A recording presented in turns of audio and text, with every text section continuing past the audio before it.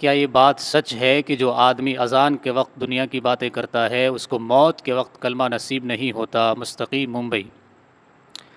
دیکھیں، یہ بات بالکل غلط ہے، افواہ ہے، عوام الناس کے اندر یہ بہت زیادہ چلی ہوئی ہے کہ اذان کے وقت باتیں کرنے سے جو ہے موت کے وقت کلمہ نصیب نہیں ہوتا۔ یہ بات بالکل افواہ ہے، اس کا حقیقت سے کوئی تعلق نہیں ہے۔ ہاں، اتنا ضرور ہے کہ اذان کے وقت ہمیں باتیں کرنی نہیں چاہیے۔ اذان کا جواب دینا مستحب ہے اور بڑی فضیلت ہے احادیث کے اندر۔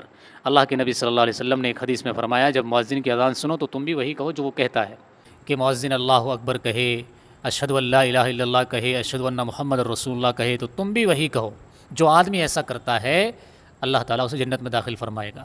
تو اللہ کے نبی نے اذان کا جواب دینے پر کیا فضیلت ارشاد فرمائی؟ جنت کا وعدہ فرمایا۔